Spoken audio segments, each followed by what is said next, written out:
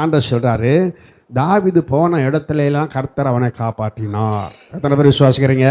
அவருடைய இருதயத்துக்கு நீங்கள் ஏற்ற தேவ பிள்ளைகளாக இருந்தால் என் தேவனாகிய கர்த்தர் நீங்கள் போகிற எல்லா இடத்துலையும் உங்களை காப்பாற்றுவார். அப்போ அவர் சொல்லும்போது என்ன சொல்கிறா? வாசிங்க, உபாகம 4ஆம் அதிகாரம் 29ஆம் வசனத்தை வாசிங்க.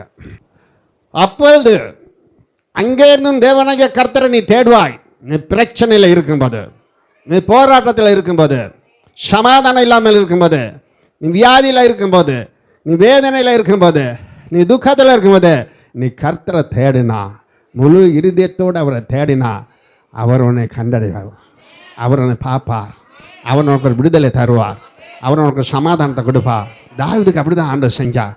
அந்த 30ஆம் வசனம் சொல்லுது, அவர் சொல்கிறாரு, பாருங்க, நீ வியாகுலப்பட இவைகளெல்லாம் உன்னை தொடர்ந்து பிடிக்கும்போது கடைசி நாட்கள் தேவனாகிய கர்த்தரிடத்தில் திரும்பி அவர் சத்தத்திற்கு நீ கீழ்ப்படுவியானால் அவர் உன்னை விடுதலாக்குற தேவன். உனக்கு என்ன பிரச்சனை இருக்கோ, என்ன போராட்டம் இருக்கோ, என்ன வேதனை இருக்கோ, என் தேவனாகிய கர்த்தர் அத்தனையிலிருந்து உன்னை விடுதலை கொடுக்கிற தேவன்.